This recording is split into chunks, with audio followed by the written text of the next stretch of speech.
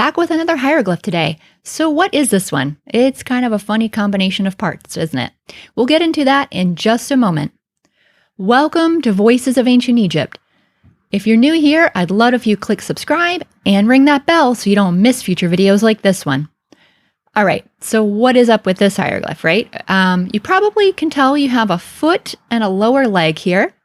So what else is going on? We also have a jar on top of the leg and then water flowing out of the jar. Now, I actually have quite a fondness for hieroglyphs that involve various things with legs attached to them. This is not the only one. That's pretty fun. So how is this one used? Well, this was used for the sounds W, ein, B. In modern times, we pronounce this wab. So this was used generally in a word that means clean or pure. This is where you'll see it really.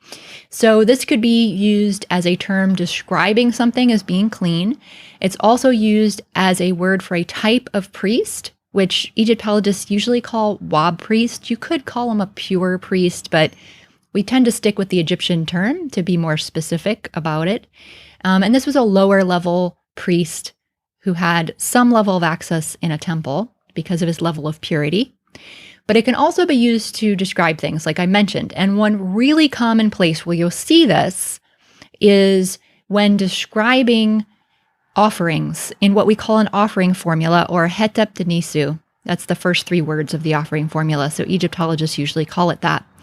And oftentimes at the end of a list of things that somebody wants given to them as offerings after they've died, they will sum it up by saying, and everything good and pure. So this brings in a bunch of words we've talked about before. We have thing, which we just did recently, het, neb, which can mean all or every, which I talked about a while back, nefer, which means good or beautiful or perfect. And I talked about that one a while back also. And then wab, which we're talking about today, which means clean or pure. Now you'll notice also, I've mentioned this before when we talked about the letter T, that words that have a T ending are feminine. So het, since it ends in T, is feminine. And therefore all of these other words also have to have the feminine ending T to agree. All right, I'll catch you in the next video.